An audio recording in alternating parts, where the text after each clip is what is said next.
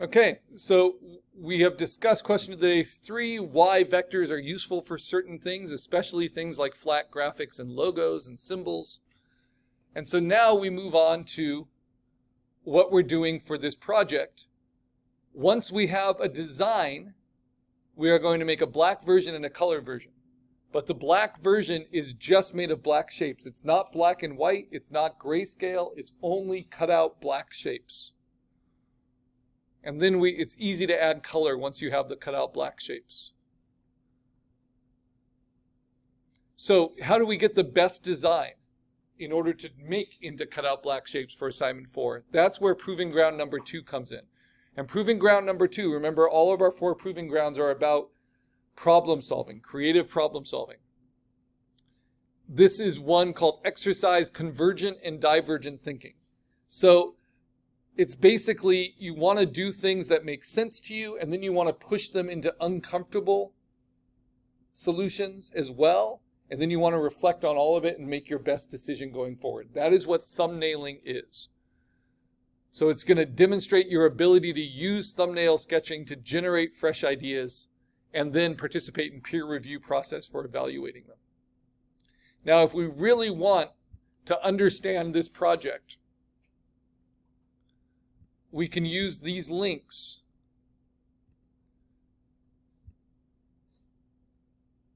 And the first link is going to give us a survey that the Veterans Committee did for the campus, especially all the veterans on campus. And we asked them, what kind of specific art subjects and themes do you like? And almost all of them have to do with military history, military artifacts, military life, but different ideas of how that should be related, like family related, heroic imagery, strength and sacrifice, soldiers, flags, eagles, anything representing the United States, patriotic, something tasteful, right? So you can kind of take this in a creative problem solving situation. You can take the brief from your client like this. A lot of people wanted student artwork. It's one of the reasons we're doing this mural. And things that reference the past and the present. And then we can look at kind of this approach of pushing your designs into these 3 different modes: a central symmetrical approach, a dynamic approach, or a play of positive and negative space. Just like these professional logos play with those different approaches. Central symmetrical is always balanced from the center. It's not always perfectly symmetrical, right? But if it balances on the center and makes use of horizontals and verticals to kind of stabilize the eye so your eye goes into it and is kind of trapped, that's a central symmetrical design.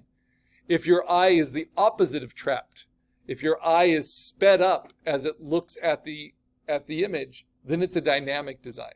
It will avoid horizontals and verticals. And then a play of positive and negative space. Sometimes those are central symmetrical like this one. Sometimes they're more dynamic like this one or this one. But they use the empty space as activated subject matter just as much as they use the positive space, the black space.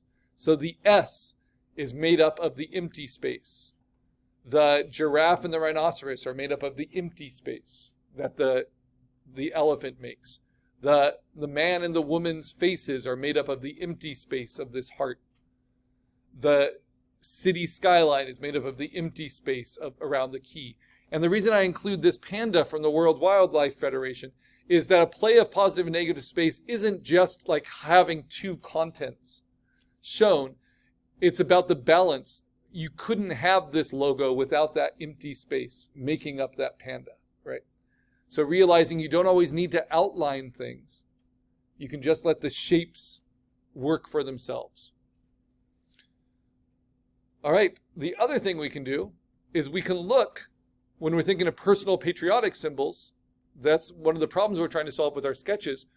We can actually go right to the assignment 4, and I've added in my post here the contributions from the fall semester. So like I said, I try to have a different theme for this logo project for each class. And for this this year, both fall and spring, it's the first time I've done the same theme for both semesters. But it's because we are building these in order to be used for a mural. And my idea for the mural, how am I going to use your symbols and put them together? They haven't even told me the size of the wall yet. And I keep reminding them I need that. But I really like this street art graphic from the UK and how it's kind of colorful and multiple types of shapes and imagery, but they're like patchwork quilts or like medals put onto a uniform, right? And so I'm going to color your symbols and kind of combine them in a similar way to fit whatever shape we have for our wall mural. And we have inspiration from different military branches. We have kind of a clip art library, and you can always reference your own too, that are some of these images that relate specifically to Veterans Affairs.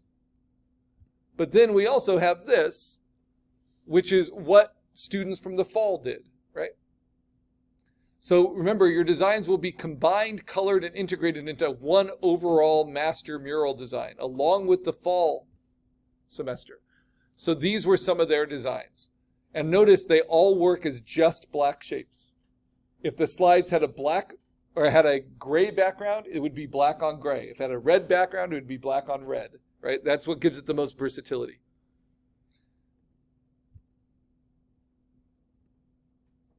And you'll see dynamic ones. You'll see plays of positive and negative space. You'll see central symmetrical.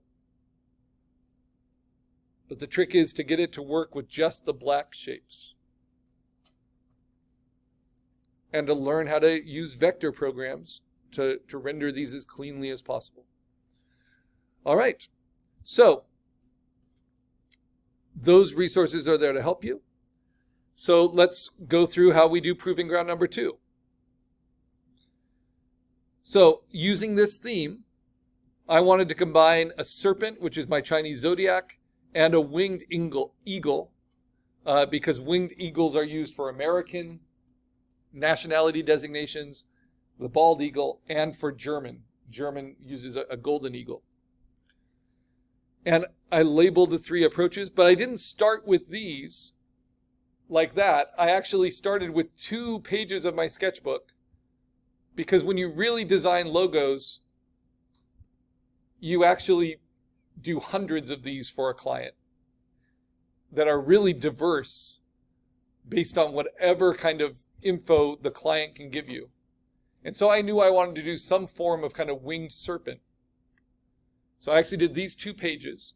And I got to vacation a little bit in New Orleans over spring break, and I was inspired by like the French influence on the architecture and on the ironwork and on kind of the decorative stuff. So a lot of these came from that. And I kind of simplified it to these were the 3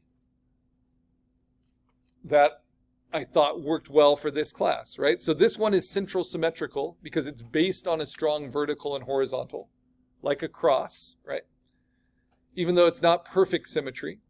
And it's meant to be a snake that's coiling here. So you get that little flourish in the design and then wings coming out the side. To make it cleaner, when I refine it, I could just match that wing side to side. So the wings at least were perfectly symmetrical. In the dynamic one, I wanted to take something that was kind of chunkier and more kind of Mayan inspired. And then instead of having it just straight on, like tilt it at a diagonal and then just have these cute tiny little wings to kind of balance it with the eye. And then I just went full on German for this one. And this is a play of positive negative space where the negative space not only becomes part of the eagle raising its wings, but it's also kind of the shape of a dagger, which is kind of badass and military. So, played with that. Now, of these 3, I have my preference, and the one that I think would work best for the mural, which would going to be this one. It's a little funkier. But that doesn't mean that if another student gave me input, pretend I'm a student in this class, and said, I am blown away by your central symmetrical approach. I really think it has the most potential because it really got my eye to move all around it in a way I really enjoyed. then I might think, oh, maybe there is something to that. Maybe I could refine that one and that will become my favorite, right?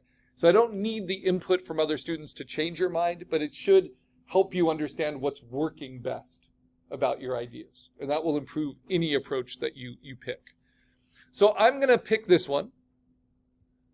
It also allows me to show you all the skills I want to show you. And so what I'm going to do that is just kind of zoom in on it a little bit. First of all, post it for proving ground number 2. You don't need to add all this, but you do need to label them and have at least 3, right? So to meet the rubric, try to have all 3 approaches, central, symmetrical, dynamic, and a play of positive and negative space. And my sketches are just like your sketches. They're not shape-based, but you want to think of them as shapes. So that's what happens next. So that is step 1 of the proving ground, is you post your 3 sketches. They can be very different in their approach. And then step 2 is to look at someone else's sketches and give your input by clicking on reply. So we don't always have this reply feature on there. It's on there when it's helpful for the assignment, right? And once you have a reply, you'll see that there'll be like a 1 unread underneath. And that can help inform you as to what you want to do for your refined sketch. So when you write your response, in order to get credit for it based on the rubric, I know I'm zoomed in, it's a little bit of a pain. What you want to do is to give your response, clearly indicate which one of the 3 you think has the most potential for making the best vector, and a little bit of the reason why. So it's not enough just to say, these look great, keep it up, right? But then you'll meet the full requirements of the proving ground. And then you're ready to move on to assignment 4 with your refined sketch. So if I choose this one as my favorite, I'm just going to do a screen grab of it. That's going to go to my desktop, Command-Shift-4 to screen grab it. And then I'm going to try opening Photopea, though I haven't had a lot of luck with my computer and Photopea.